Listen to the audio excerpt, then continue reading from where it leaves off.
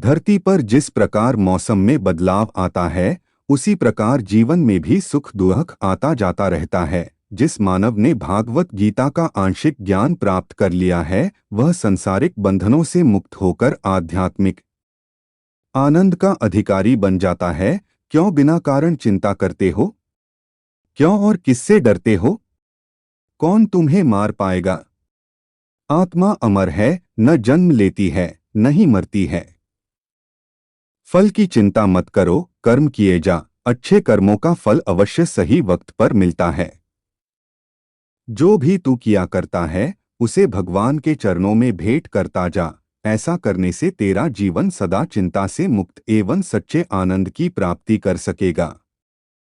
परिवर्तन इस संसार का नियम है। जो हुआ है वो अच्छा है, जो हो रहा है अच्छा है, जो होगा अच्छा ही होगा। तुम्हारा क्या गया जो तुम रोते हो? तुम क्या लेकर आए थे जो तूने खो दिया? तुमने क्या पैदा किया था जो नष्ट हो गया? जो तुमने लिया यही से लिया, जो दिया यही से दिया। जो आज तुम्हारा है कल किसी और का था और कल किसी और का होगा। परिवर्तन संसार का नियम है। जिसे तुम मृत्यु समझते हो वही तो जीवन है। एक क्षण में तुम करोड़ों के स्वामी बन जाते हो, दूसरे ही क्षण तुम दरिद्र हो जाते हो। न शरीर तुम्हारा है, न तुम शरीर के हो। यह अग्नि जल वायु एवं आकाश से बना है और एक दिन इसी में मिल जाएगा। आत्मा अजर अमर है, फिर तुम क्या और कौन हो? मेरा तेरा छोटा बड़ा अपना पराया मन से मिटा दो, फिर सब तुम्हारा है, तुम सबके हो। मानव अपने मूल स्वभाव में कभी भी संतोष को नहीं अपनाता है।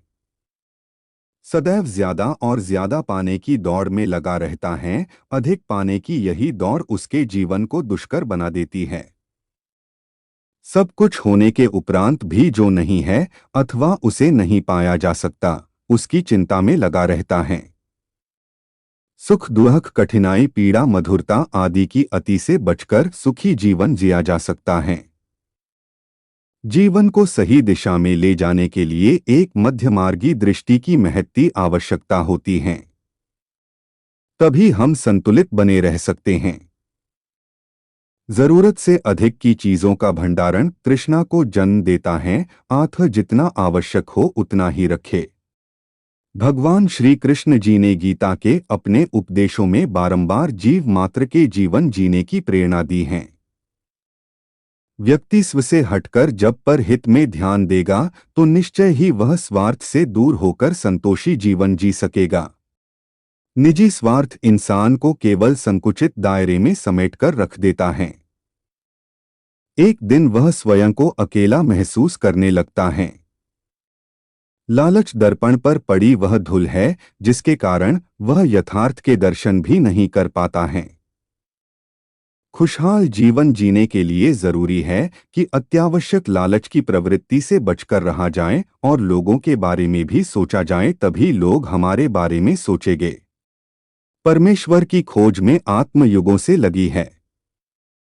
जैसे प्यासे को जल की चाह होती है, जीवात्मा परमात्मा से बिछुड़ने के पश्चात महाकष्ट झेल रही है। जो सुखपूर्ण ब्रह्मा सत्पुरुष के सतलोक धाम में था, वह सुख यहाँ काल प्रभु के लोक में नहीं है।